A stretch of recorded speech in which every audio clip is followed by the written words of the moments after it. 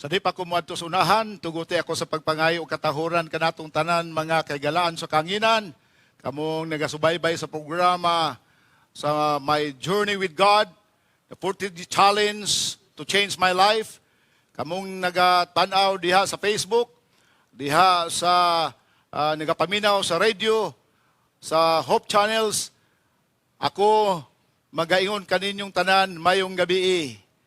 Atong gipasalamatan ng Ginoo sa lain na pod nga siri nga iyang gihatag kanato, lain nga gabi nga kita makapadayon sa pagtuon sa mga bulawanong pagtulunan samtang kita nagapanaw sa atong inadlaw-adlaw nga pagpanlakatan nagapaabot sa pagbalik sa Ginoo. Atong natun-an niadtong miaging gabi ang the fall of man, ang pagkahulog sa tao. O kining pagkahulog sa tao, mga kagalaan, aduna kini nagkalanlain nga mga kasinatian nga ato giagihan, gikan pa sa langit, atong natunan nga si Lucifer nahulog, unya uban sa iyang mga manlunda.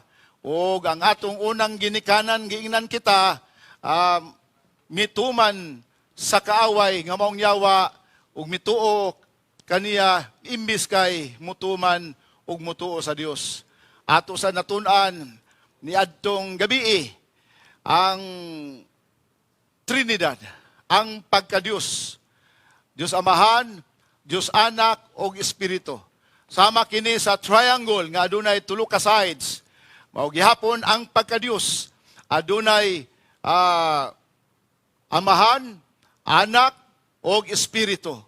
O sa ang pagka-Dios gihulagway kini atong natun-an kagabi nga adunay tulo apan ang makasusubo nga ubutang daghan karon mga panghuna-huna nga imbis kay tulo nahimo ng upat ang pagka-Dios.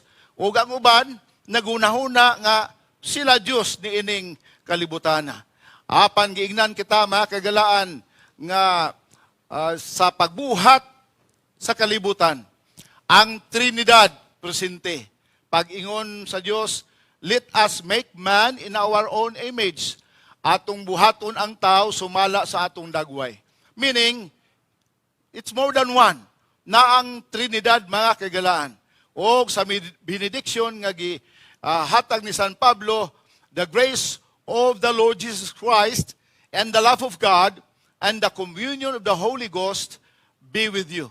So, naa ang Amahan, Anak, o Espiritu. Karon nga gabi, atong tun-an ang pagka-Diyos di Kristo. Kinsa si Kristo? Daghang panguna-una, bahin, ug may tungod kang Kristo. Si Kristo ba Diyos? Siya ba gamay nga Diyos? O siya ba usa ka tawo lamang? Interesante kini ang pagtuon mga kagalaan. Was Jesus God? Usa ka mga challenging nga pangutana nga ma-record sa balaang kasulatan sa Mateo, what do you think of Jesus Christ? Unsa may inyong una-una bahin kang Kristo?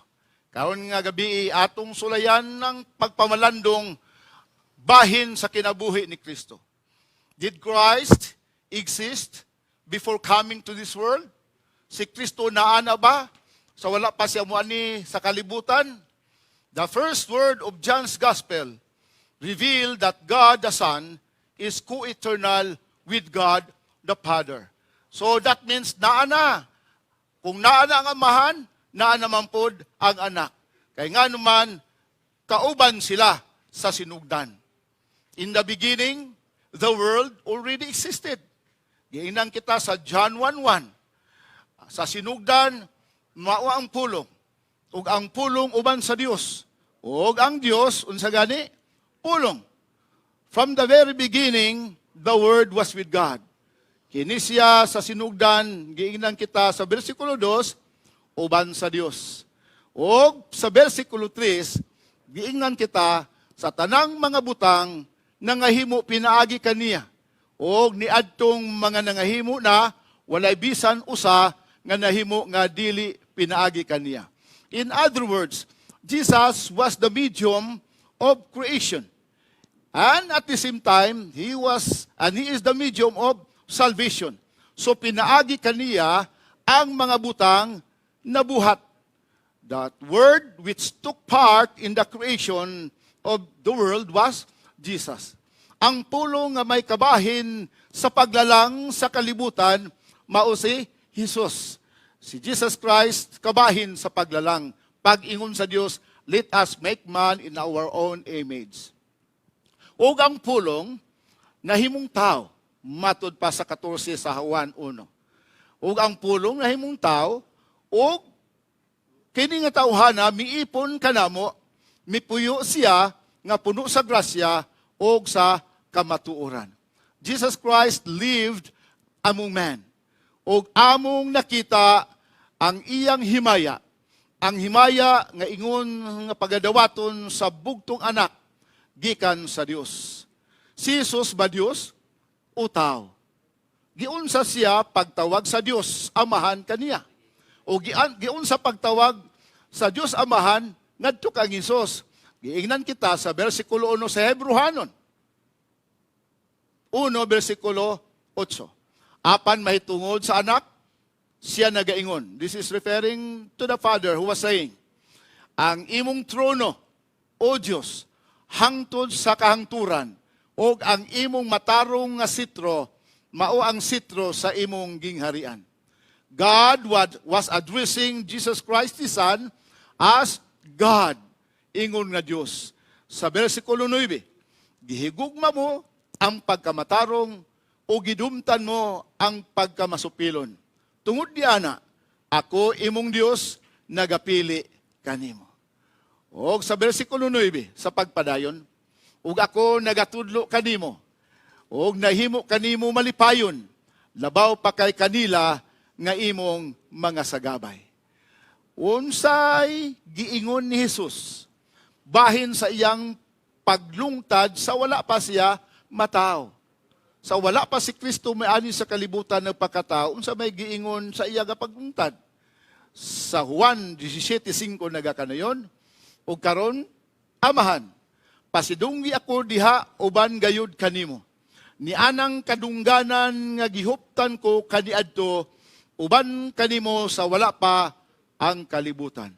In other words, Jesus Christ was equal with God. Sa wala pa magbatukod ang kalibutan, mauna sila o kahimtang sa langit ng amahan. Through what power was the incarnation of Jesus Christ was made? Sa unsa man nga gahom nga si Kristo nahimong tao o nga nagpakatao. Giingnan kita sa Lucas 1:35, ang manulunda mitubag kaniya. Pagakunsaran ikaw sa Espiritu Santo o pagalandungan ikaw sa gahom sa labing halangdon. So the Holy Spirit came down, unya gipandungan siya sa labing halangdon, mga kagalaan. Luke 1:35 sa pagpadayon, tungod diini, ang bata mataw, paganganlan nga balaan, ang anak sa Dios. So Jesus Christ, we are told, He is the Son of God. Ang amahan, anak o Espiritu Santo, naghiusa sa pagpakatao ni Kristo. Ang pagkahimugso adunay kalabutan sa iyang pagkatao. Ang pagkatao wala makapawala kini sa iyang pagkadiyos. Si Kristo nagpakatao, ang Diyos nagpakatao. Kaya nagpakatao, mga kagalaan, nahimo siyang tao.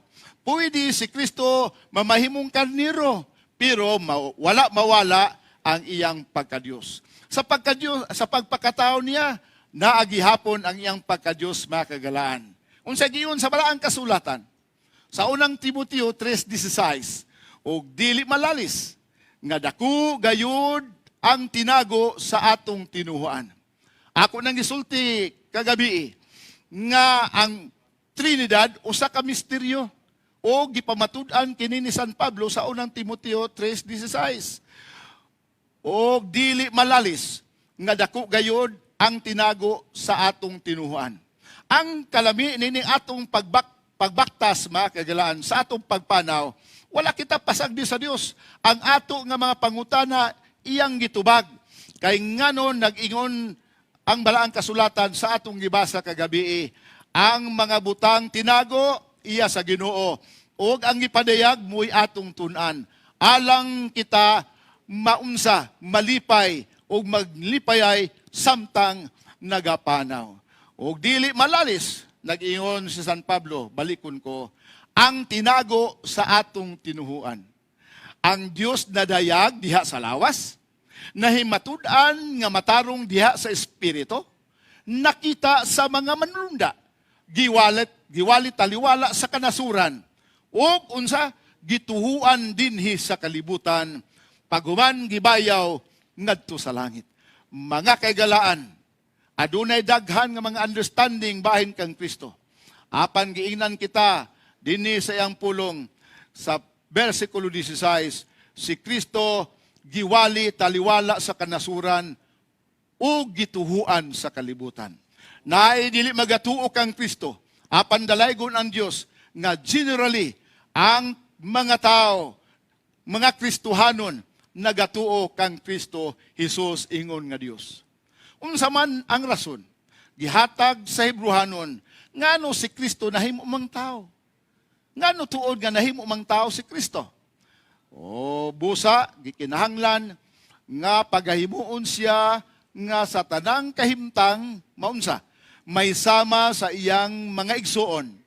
Aron mahimo siyang maluluyon o kasaligang labaong saserdote diha sa pagpangalagad alang sa Dios sa paghimog halad alang sa mga sala. Mga kaigalaan, si Kristo nahimong atong maluluyon o matinumanon nga pari karon didto sa langit. Mga kaigalaan, siya ang atong intercessor o siya may otoridad sa paghimo nga taliwala sanglit. Sa dinhi pa siya sa yuta, gitintal siya, apan wala magpakasala. Nailalom siya sa balaod, apan wala siya magpakasala. Karon dito sa langit, ang iyang trabaho, mga kagalaan, is our high priest. Kay siya man ang atong taas nga pari, duol ta kang Kristo, kay siya man ang makapasaylo sa sala. Walay tao ni ining kalibutana nga makapasaylo sa sala. Bisan mangaha sila sa pagpasaylo sa sala, dili mapasaylo ang sala. Nga naman, it is only Jesus Christ who can forgive our sin. How did the Father refer to Jesus? Giunsa man pag refer bahin kang Jesus sa amahan. Og sa 3:17 Mateo, giingnan kita, ani akaron, usa ka tingog gikan sa langit nga nagaingon. Sa panahon kini sa bautismo ni Jesus Christ, naa ang dove naglupad gikan sa langit, ug may tingog nga nagakanayon, kini mao ang akong pinalangga nga anak, kaniya may kalipay ako. Mga kaigilaan, malipayon kita nga adunay kasinatian si Kristo. Nga human siya na bautismo, human siya na bautismuhan, bisan siya dili salan, ug walay sala, apan siya nagpabautismo, nga numan sa pagtuman sa pagkamatarong. Christ was our example with regards to baptism. And here comes the voice from heaven saying, mao kini ang akong pinalangga nga anak, kaniya may kalipay ako. How did Jesus demonstrate He has the power of God?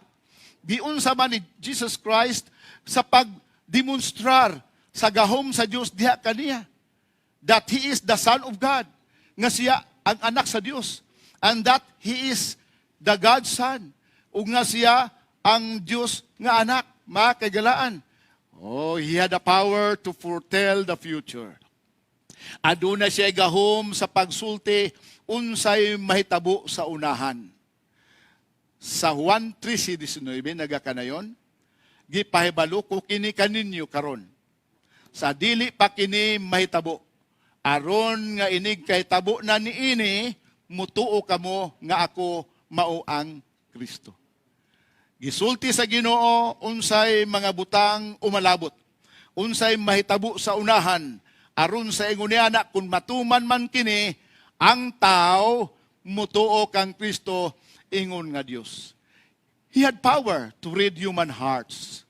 Aduna siya gahom sa pagbasa unsay nasulod sa kasing-kasing mga kagalaan. Sumala sa Juan 2:24. Apan sa iyang bahin wala ni Jesus isalig ang iyang kaugalingon ngadto kanila sa mga katawhan kay siya nasayod man sa tanang tao. In other words, God knows every person. Mauning kining mga sekreto wala niya gibutyag sa makatawhan sanglit na ibaw siya sa sulod sa makatawhan. Mga kagalaan, very interesting. Nagingon ang balaang kasulatan. Bisan ang mga buhok sa atong ulo na ibaluan sa Ginoo ug na ihap sa Ginoo. So the Lord Jesus Christ know what is in man. There was no need for anyone to tell him about them because he himself knew that was what was in their heart. Walay kinahanglan nga aduna pay magpahimatuod ngadto kaniya may tungod sa mga tao. Kay giingnan kita kay siya gayud nasayod man kung unsa ang anaa sa sulod sa tao. Christ had the power. Christ had the creative power. Unsa kining creative power, makahimo siya mga milagro, mga kagalaan. Feeding the 5,000. Very wonderful story. Sa Juan 6, versikulo 1, sa dihang mitabok sila ngadto sa tubig sa Galilea, nga gitawag Lake of Tiberias, sa versikulo 2 sa Juan 6, makagilanon sugilanon, adunay mga baga nga makatawhan bisag nunot kaniya aron maulian sa ilang mga balatian, aron si Kristo magpakita ug makatingalahang buhat ug makapaminaw ang mga tao sa maayong balita. It was almost time for the Jewish festival Passover. And Jesus went up to the mountain, miadto siya sa bungtod, o didto siya nakigsugilon sa makatawhan mga kagalaan. When Jesus saw the large crowd coming toward him, perting bagaa, more or less 5,000. Walay labot mga bata o mga babae kang inihap kaniadto ang mga lalaki raman. Nag-ingon si Kristo, pangita kamog pagkaon. Where will we get enough food to feed all these people? Asa man ta mangita og pagkaon matud pa ni Philip mga kagalaan. Sa versikulo 6 nagakanayon, he said to test Philip. Ngano man mga kagalaan kay nahibalo siya unsay kasing-kasing sa tao ug nahibalo sad siya unsay buhaton mga kagalaan. Si Philip nagakanayon, asa man ta mangita og pagkaon nga layo man ta og restaurant, layo man po tagbikiri, kaya naaman ta sa bukid. Apan adunay usa ka tinun-an, anwinuhim mga kagalaan. Siya si Andrew. Si Andrew nangita unsay mahimo, positive thinker si Andrew mga kagalaan. Samtang ang uban niyang kaubanan, mangitag rason nganong di gid mahimo. Lisod ang pagpakaon. Nakalimot sila mga kagalaan si Kristo makahimo og mga katingalahan. So, there was a boy, matud pa ni Andrew. Ani ay usa ka bata nga nagdala og mga pagkaon. 5 ka tinapay og 2 ka isda. Apan matud pa ni Andrew, unsaon maning 5 ka tinapay og 2 ka isda. Taliwala ni ining baga nga makatawhan. Matud pa ni Andrew mga kagalaan. So, gikuha ni Kristo ang tinapay sa iyang kamot o iya kining giunsa. Iya kining gipanalanginan. Sa Juan 6:11 giingnan kita, ug unya gikuha ni Jesus ang mga tinapay. O sa nakapasalamat na siya, giunsa man niya mga kagalaan, iyang gidistribute, iyang gipang-apod-apod ang mga tinapay uban sa mga tinunan. Then he passed the bread to the people. Iyang giapod-apod kini ngadto kanila nga nanaglingkod diha sa bungtod. Maingon man usab ang isda. kutob sa ilang gusto. Very interesting mga kaigalano. Everyone had plenty to eat. In other words, eat all you can. Aning panahon na mga kagalaan, nag-ingon si Kristo, okay, eat all you can. Way bayad, kaon sa taman-taman, giinang kita, nabusog sila kutob sa ilang gusto, mga kagalaan. Very interesting. And after which, mga kaigalaan, din he passed the bread to the people, and he did the same with the fish, until everyone had plenty to eat. Hangtod ang tanan, nakakaon mga kaigalaan. Sa versikulo 12, very interesting, giinang kita, the people ate all they wanted. Nagkaon ang mga tao sa ilang gusto. Pwede sila makareview. Walay bayad, mga kaigalaan, eat all you can. And Jesus told his disciples to gather up the leftovers. O giingnan niya ang mga tinunan, tiguman ninyo ang mga mumho. Mga kaigalaan, naka-travel me dito sa Turkey, sa Israel. Abi nino ang pagkaon na dito? Bread. Kanang bread, pag yun mga kaigalaan nga, dili ba sama sa atong bread? Ang atong dila na akustom sa atong bread. Pero pag abot nimo dito, pastilan, mupalit ka o mukaon ka sa ilang bread, halos di ka katunga mukaon. Kaya nga naman, dili ka ganahan. Tingali mga kaigalaan, kung mga Pilipino pa nagkaon ni ining bread, na ay mumho nga daghan, o tanaw na to, unsay natabo mga kaigalaan. So that nothing would be wasted. Aron walay mausik, gipatigom ni Kristo ang mga mumho. The disciples gathered them up, ilang gitigom, and filled how many baskets? Pila ka basket ba kaigalaan? 12 baskets left over, mga kahigalaan. Sa ato pa, grabe gid nga pagkabusog. Kay naapay sobra, mga kahigalaan. So Christ Jesus had the power to create. Bisan gamay lang madaghan. Bisan ang tubig dito sa kasal sa kana, na problema na ang iyang mga tinunan, kay wala na'y tubig mga kahigalaan, awat na bino, apan naghimo ang Ginoo og mirakulo. He had power to give life. Si Kristo adunay gahom sa paghimo o paghatag og kinabuhi. For as the Father raised up the dead and quickened them, even so the Son quickeneth whom He will. Remember the story of Lazaro. Si Lazaro, 4 days na gilubong mga kagalaan. Apan giingnan kita, iyang gibanhaw, gitagaan og kinabuhi si Lazaro. He had infallibility of utterance. Dili masayop mga kagalaan ang iyang gipanulti. Matod pa sa John 8:46, kinsa ba kaninyo'y makapamatuod nga ako naghimog sala? Kung ako nagasulti man sa kamatuuran, anong dili man kamo mutuo kanako? Jesus had the power to forgive sins. Si Kristo adunay gahom sa pagpasaylo ug sala. When Jesus saw their faith, He said unto the sick of the palsy, Son, thy sins be forgiven. Nainumdum kita ni ini nga sugilanon mga kagalaan, sa dihang puno na ang balay, diin tuwa si Kristo, niya ay mga tao, 4 ka buok na nagdala sa usa ka masakiton. Dili sila makaagi sa pultahan, di po sila makaagi sa bintana, o kung silang gibuhat, ilang gibuslutan ang atop. Unya makagalaan sa pagkakita ni Jesus ni ini, gitunton ang maong paraltiko. Niingon si Jesus, Son, your sin is forgiven thee.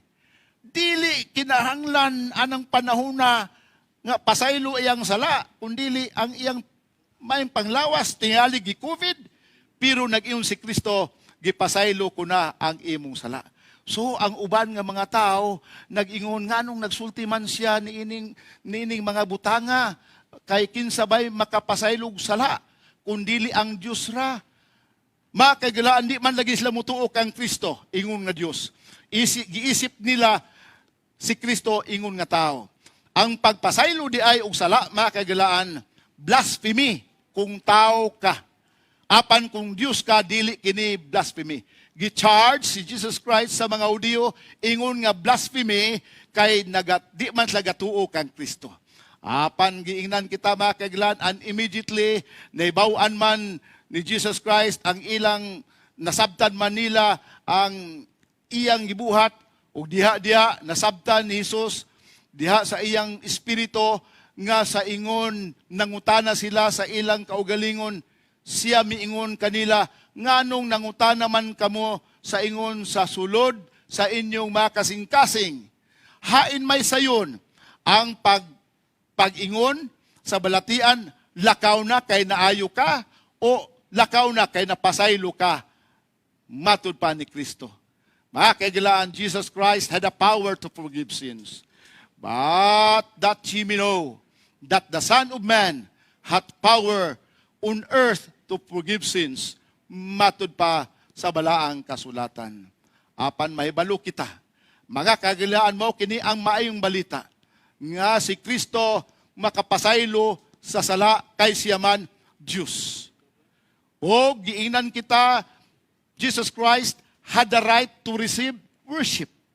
Gawas nga siya makapasaylo og sala kay Diyos man siya, ug wala gyud tawo nga makapasaylo og sala, ni apama kailan aduna siya katungod sa pagdawat og worship.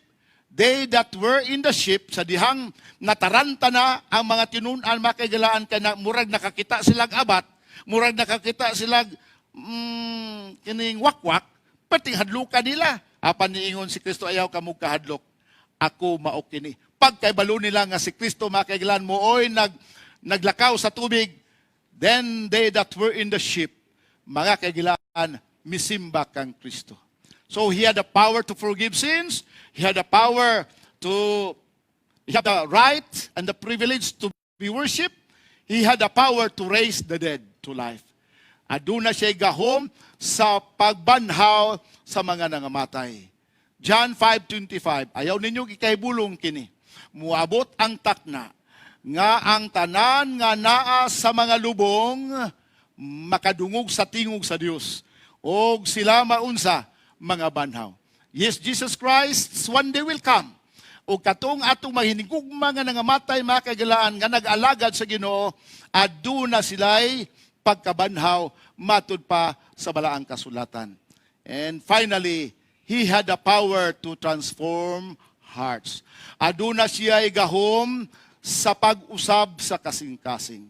Sa versikulo 12 sa Juan 1, mga kaigalaan, pwede ato ning basahon. Please read together with me. But as many as receive Him, to them gave He power to become the sons of God, even to them that believe on His name. Siya nibisan kinsa nga mudawat kaniya, nag-ingon si Juan, siya adunay kagahom sa paghimo kanila nga maunsa, anak sa Dios, sila nga nagatuo kaniya. Mga kaigalaan, aduna de transformation sa atong pagpanaw sa 40 days journey, ug di lang sa 40 days journey, even days after, mga kaigalaan, kung magadawat di ay kita kang Kristo, ang atong kinabuhi mausab. Mga kaigalaan, Jesus has the power to change lives in the past. Si Kristo adunay gahom sa pag-usab sa kinabuhi sa aging panahon o sa karaang panahon, mga kagalaan. Si Jesus Christ with Mary Magdalene, bisan sa iyang pagkamao, mga kagalaan, napasaylo ni Jesus Christ. O ang kriminal dito sa cross, mga kagalaan, gipasaylo sa cross. Nag-ingon si Kristo, karon dayon, uban ka kanako dito sa gingharian. Kay nakaamgo, mga kagalaan, nga kining kauban nila dito sa krus. Ang kriminal sa iyang pagpamalandong, mga kagalaan, nagaingon siya, Ginoo, hinumdumi ako kung tua ka na sa paraiso. And right there and then, mga kagalaan, gitagaan siya og paglaom. Mga kaigalaan, he has the power to change life today. Si San Pablo iyang nausab kaniadto, o aduna gihapoy siya gahom sa pagluwas sa mga katawhan niining kapanahunan, mga kaigalaan. You may be a hardcore criminal, Posible ikaw nga grabe nga kriminal. Posible ikaw makagalaan nga drug addict o dawa ni paglaom sa pagkausab. Posible makagalaan nga ikaw usa ka babae nga mubo og lupad o taas og lupad matod pa nila. Pwede ikaw makagalaan nga mahiktan sa nagkalain nga mga bisyo. Apan makagalaan giingnan kita, Jesus has still the power to change life today. Kung aduna man siya gahom kaniadto sa pag-usab sa tao, maugyapon ang maayong balita alang kanatong tanan makagalaan. Jesus has the power to change life today. You may be harboring guilt. Posible nining takna sa kagabion o the rest of your life in the past days. Na akay giharbor sa imong kaugalingon makagalaan nga gihambin nga sala. Posible makagalaan that you are harboring hatred.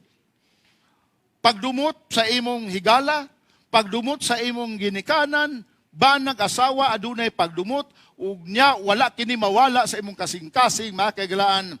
I would like to tell you, Jesus has the power to change life today. Og mga kaigsuunan, giinan kita ang Dios tungod sa iyang gahom. Mga kaigsuunan, Jesus Christ has paid the price at the cross. Gibayran ni Kristo ang atong sala. Kitaunta ang angay ilansang dito sa cross, mga kaigilaan. But again, the good news is, ang maayong balita, si Kristo mianhi nagpakatao, o siya nagpakabuhi ingon nga tao, apan walay sala, and finally, mga kaigilaan, dito sa cross, iyang gihatag ang iyang kinabuhi, gipaula ang iyang dugo, tungod ug alang kanimo ug kanako. Bisan unsa man na kadako nga sala, bisan unsa man na ang atong gihambin mga kaigilan, praise the Lord, He has still the power to change life today. Mga kaigilan, niining takna sa kagabion, atong usbon ang pagtugyan sa atong kinabuhi ngadto kaniya. Ug mabag-o ang atong pagkinabuhi. Ug mausab ang atong kinaiya. Sa atong pagpanaw niining 40 days mga kaigilaan, with a challenge to change our life forever, not for ourselves, not with ourselves, but with the Lord. Atong itugyan ang atong kinabuhi karon ngadto kang Kristo Jesus. Mag-ampot ta. Nagigmao na mo nga Dios. Salamat kayo Ginoo nga ikaw nagahatag kanamo sa makausapa, sa lain na pud nga pagtulunan, kahibulungan nga pagtulunan, maayo nga balita, makalipay, makahatag o paglaom, nga diha kang Kristo Jesus, Ginoo, diha kang Kristo Jesus, makabaton kami sa kinabuhi nga walay katapusan, sa kapasayloan sa among mga sala, among maangkon. Adunay magihambin nga dili maayo sa among kasing-kasing, He can change our lives. Ginoo, salamat sa dugo ni Kristo nga may gahom sa pagpasaylo sa among masala. O sa among pagpadayon sa pagpanlakatan, bag-o ang among kinabuhi. Sa among pagpadayon sa pagpanlakatan, aduna kami inspirasyon nga ang among kinabuhi naa kang Kristo na pasaylo. Amo kining ipangayo sa ngalan ni Jesus ang manluluwas. Amen.